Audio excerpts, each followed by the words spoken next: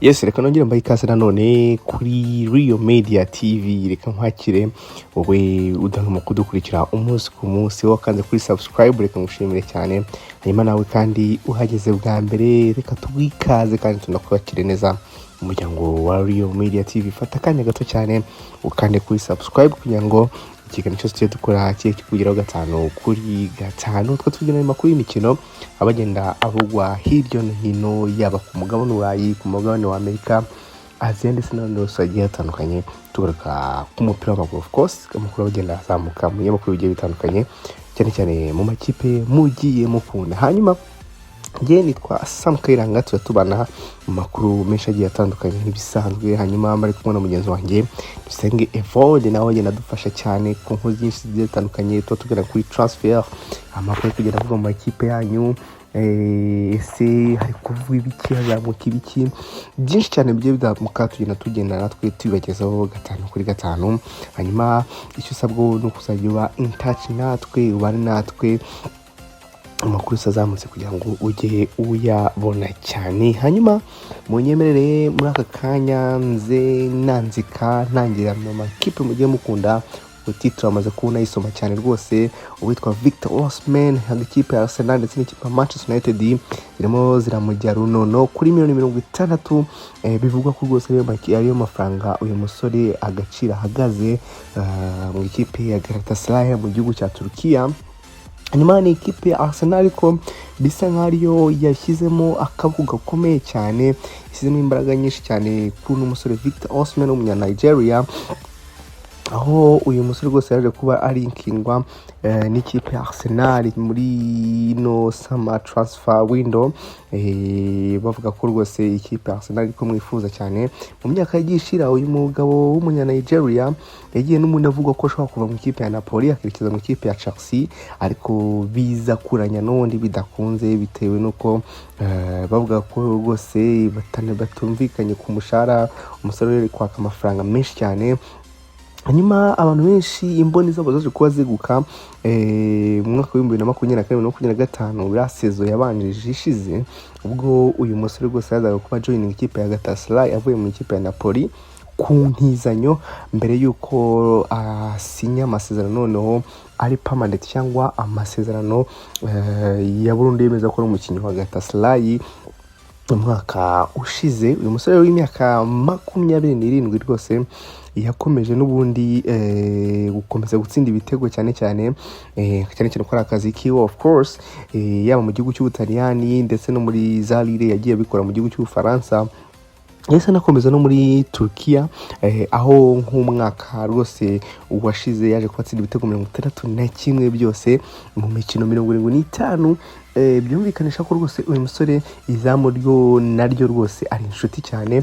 Ibitego rero aze kwatsinda ibitego 61 mu mikino 75 yaje kuba bifasha ikipe yiwe ya Galatasaray kuba yakegukana igikombe cya shampiyona cya Turkiya Super League inshuro 2 zikurikiranya. Hanyuma bahita banatwara n'igikombe cy'igihugu Turkish Cup. Byumvikana ko rwose harimo akaboko kugira ngo ino kipe ibashe kuba yakitwara neza cyane. Hanyuma ku munsi wo kuwa gatanu w'iki cyumweru uyu musore n'ubundi inkuru nyinshi zakomeje kuba zimurikirwa n'ikipe ya Arsenal ndetse n'ikipe ya Manchester United. Yari mu mukino, of course, ikipe ya Galatasaray yakinagamo n'ikipe ya Kolum FK. Barimo barakina nyine yari mu gihugu cya Turkiya, banganya ibitego 2-2. Umusore rwose aturutse no kuri bench aza kubatsinda n'ikindi gitego gituma banganya uyu mukino. Victor Osimhen rero yaje kuba yegerwa n'itangazamakuru kugira ngo bagire ibyo bamubaza ku byerekeye n'izi transfer zirimo ziragenda zimuvugaho, cyane cyane zimwe nyine mu ikipe ya Arsenal ndetse n'ikipe ya Manchester United. Ariko uyu muhungu rwose ufite contrat igomba kurangira 2029 agenda ashaka kubikwepa nyine bica ku ruhande, ariko aza kuba bivugaho n'ubundi avuga ati ubwo yaganiraga n'ikinyamakuru Gazette Pencer cyo muri Turkiya, yaje kubabwira ati ikipe nayo irabizi, the team is also aware I'm ready to give everything for this club. N'ikipe nayo irabizi, ikipe yanjye of course ko niteguye kuba natanga buri kimwe ku bw'ikipe ati ni ikintu cy'agaciro kuba twakinnye uno mukino buri wese yabyutse ari umukino muri mu mutwe kandi yumva ko agomba gutanga buri kimwe cyane. Ati abafana bacu batanga imbaraga zikomeye cyane, baritanga cyane mu kudushyigikira, natwe rero tugomba kubishyura cyangwa tukabahereza ibyiza bakwiye. Ati ikindi kandi dukeneye kuba twagarura momentum mbere yuko tujya muri Champions League uyu mwaka, dukeneye kuba twarwanira ino ekipe mu mikino iri imbere. Osimhen rero bahize kuba bamwinjiza noneho kuri transfer links zirimo zagenda zimuvugaho nyine amakipe ari kugenda ahuzwa nayo, nyuma yaho nyine yabanje gusobanura iby'umukino, ahita avuga ati buri gihe buri mwaka iyo hari transfer windows haba hari rumors, hari amakuru y'ibihuha, nubwo ari yabyara amakuru of course ya nyayo. Rero haba ari amakuru akurikira mu makipe agiye atandukanye, atariko ngewe ndafokasinga ku kazi kanjye, ndafokasinga umutima wanjye wose uri ku kazi mu ikipe yanjye Galatasaray. Tuzareba icyo ahazaza dushe, gusa icyo nzi cyo nuko ngewe mfokasinze ku kazi kanjye. Ikindi kandi handi makuru nayo yagiye avuga ko witwa Victor Osimhen yaje kuba agirana ibiganiro n'ikipe ya Tottenham Hotspur, yaje kuba rwose nayo imushaka kuri miliyoni 60. Of course niyo bivugwa ko ari ko gaciro hagaze uyu musore, ariko abayobozi cyangwa abakuru ikipe ya Galatasaray bo ntabwo babikozwa, nta nubwo bashaka no kumva wari wose ushobora kuza atenda ngo avuga ati twe turashaka witwa Victor Osimhen. Ikipe ya Galatasaray irashaka kuba yakipinga witwa Victor Osimhen nk'uko n'ubundi umuyobozi wayo yabivuze. Perezida wayo yitwa Dursun Özbek, ubwo yaganiraga n'ikinyamakuru Metro, yavuze ati ikipe yacu nta bitekerezo na bimwe byo kuba yagurisha Osimhen ifite muri ino sama.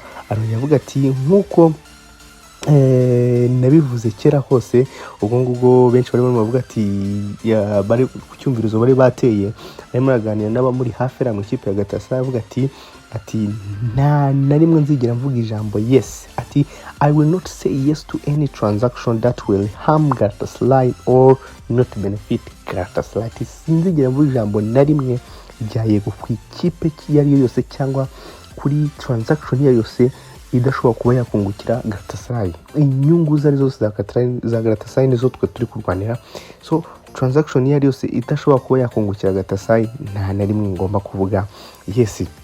Ati nk'uko nabivuze ubwo yarakiganira n'ikinyamakuru n'ubundi The Metro hariya mu gihugu cya Turkiya. Ati nk'uko nabivuze ku mubingo wacu witwa Baris Alper Yilmaz, ati n'ubu ngubu ndongera ndabivuga mbihamya neza cyane. Ati nuko waza umeze kose, igiciro kiri cyose wazuzana, ntabwo tuzagurisha Osimhen, amafaranga yose waza uzana, ayo waza yose witwaje, ikipe ya Galatasaray ntabwo yiteguye kuba yagurisha Victor Osimhen. Ati ikipe ya Arsenal rero rimwe mu makipe of course irimo iragenda ishakisha umwataka of course nka Osimhen, yagiye ikandiraho kuri Julian Alvarez mu Argentine ikindi ikipe ya Atletico Madrid, ariko bigenda yuko amakipe mu gihugu cya Espagne by'umwihariko ikipe ya FC Barcelona arimo aragenda ashakisha no musore, kandi bikagaragara ko nawe ariho indoto ze zibereye. Impamvu ubona ko ikipe ya Arsenal irimo irapushinga cyane ku witwa Victor Osimhen. Hanyuma urabona ko nanone bitanoroshye kuba rwose yakerekeza mu ikipe ya Arsenal, bigendanye nyine nuko ikipe ya Galatasaray ubona ko ititeguye kuba iyamurekura. Hanyuma mu nyuma y'imitekerereze no mu ikipe ya Paris Saint-Germain ndetse n'ikipe ya Liverpool witwa Bradley Barcola, uyu musore rwose nawe uri kuvugisha benshi cyane, uyu musore nyuma yaho ikipe ya Liverpool imwifuje cyane, kandi nawe akaba yarahakana ikipe ya Paris Saint-Germain ko adashaka kongera amasezerano rwose mu gihe cyose bitaragira mu mwaka wa 2028, ntabwo ashaka kuba yakongera amasezerano. So n'umusore ikipe ya Liverpool yaje kuba imuhuzwa nawe nyuma yaho yari buzi witwa Yan Diomande werekeje mu ikipe ya Real Madrid. Atariko nubwo byose birimo birabivugwa ko uyu musore rwose yabwiye ikipe ya Paris Saint-Germain ko ashaka kuba yakigira handi kugira ngo arebe ko yakibona amahirwe yo gukinira handi, ibyo byose bitera imbaraga cyane ikipe ya Liverpool yumva ko rwose ashobora kuba ya stepping in kugira ngo arebe ko uyu musore yamuzana. Mu bihe byagiye bishira nibwo iyi nkuru ya Bradley Barcola yaje kubizamuka cyane, nyine bitewe nuko nyine yamaje kumenyesha ikipe ya Paris Saint-Germain ko atazigera yongera amasezerano mu gihe cyose bitaragera 2028, anayibwira ko rwose yiteguye kuba yatangira cyangwa yakinira indi ekipe yari yose mu gihe cyose baba bamurekuye. Niko nubwo ikipe ya Liverpool ikomeje kuba yishogoringa no kumvikana ikipe ya Paris Saint-Germain, ikipe ya Paris Saint-Germain yavuze ko rwose uyu musore igihe cyose ikipe ya Liverpool itazanye amafaranga agera kuri $145 zose z'amapound kuri no mu winga, ikipe ya Paris Saint-Germain ititeguye kuba yamurekura. Ariko amakuru agenda asohoka cyane cyane twifashishije witwa Fabrizio Romano, transfer expert, rwose umugabo ufite amakuru menshi cyane kuri YouTube yiwe, yaje kuba avuga ati ibintu bya Paris Saint-Germain ndetse na Bradley Barcola ntabwo byari byarangira, bishobora kuba rwose bigifite imbaraga nyane zikomeye cyane. Kuvuga ko arashingira kuki, icyo ashingira aravuga ati ikipe ya Paris Saint-Germain yaje kuba yinjiza witwa Ferran Torres guturuka mu ikipe ya FC Barcelona, hanyuma yinjizamo n'undi musore witwa Götze. Ayinjije ati yibaza ati se abo babiri binjijwe mu ikipe ya Paris Saint-Germain n'abiki, ikikwemeza ko Paris Saint-Germain yamaze kwiyekera yuko uwitwa Bradley Barcola ashobora kuba bamanukira nuko binjiyemo abagabo uko ari babiri. Byumvikanisha ko biteguye ko uwitwa Bradley Barcola ashobora kuba yasohoka mu ikipe ya Paris Saint-Germain, kubera ko witwa Bradley Barcola of course akomeje kurikingwa n'ubundi n'ikipe ya Liverpool. Byumvikana ko ikipe ya Liverpool ntabwo yiteze kuba yarekera kuba ya stepping in muri no transfer ikomeje kuba yapushinga. Uwitwa Fabrizio Romano avuga ati n'ubundi aya makuru ndayinyizeye, iyi nkuru nayinyizeye, ntabwo nigeze mpagarika kuyikurikirana kuva mu kwezi kwa kane ndetse n'ukwezi kwa gatanu. Amakuru menshi agenda anyereka ko witwa Bradley Barcola rwose ashobora kuba yasohoka, nubwo ikipe ya Paris Saint-Germain ikomeje kuvuga ko uyu musore ari nakorwaho. Hanyuma ikipe ya Liverpool ikomeje kuba noneho yagerageza kugira ngo urebe ko Paris Saint-Germain yagabanya agaciro kuri uno musore kugira ngo barebe ko bahuriza hagati, hanyuma ikipe ya Liverpool ikaba yamwegukana. Ibiganiro byo byerekeranye n'imishahara ndetse n'amafaranga, financial agreement hagati y'umukinnyi ndetse n'ikipe ya Liverpool byaje kuba birangira rwose bamaze kuba bumvikana. Igisigaye ni message cyangwa ibiganiro hagati y'ikipe ya Liverpool ndetse na Paris Saint-Germain kugira ngo deal ibe yarangira cyane kabisa. Hanyuma icyo wamenya gato ku kinyamakuru Talk Sport, ku munyamakuru witwa Alex Crook, we yaje kuvuga ati ikipe ya Paris Saint-Germain yiteguye kuba rwose ishobora kugabanya igiciro cy'uyu musore ikaba yagishyira kuri $125 z'amapound kugira ngo byibura barebe ko bahuza n'ikipe ya Liverpool igihe yaba yongera amafaranga cyangwa ikayazamura, hanyuma bagahuriza hagati bakareba ko uyu musore yerekeza mu ikipe ya Liverpool. Hanyuma izo zari inkuru rwose ebyiri nje kugira ngo mbanze usobanurireho neza cyane, maze usobanukirwe umenye ese niki kigiye ku mbere ku ikipe ya Arsenal ndetse ikipe ya Manchester United ku musore witwa Victor Osimhen, hanyuma niki kijya mbere ku musore witwa Bradley Barcola hagati y'ikipe ya Paris Saint-Germain ndetse na Liverpool. Reka nkubwire ngo kanda kuri subscribe niba wakomeje kubana natwe rwose kugeza ku mpera, hanyuma ujye ukomeza ubane natwe n'ubundi mu makuru menshi agiye atandukanye tujya tubagezaho 5 kuri 5. Amakuru y'imikino yo nakagaruka ngiye na Sam Kayiranga. Imana ibarinde.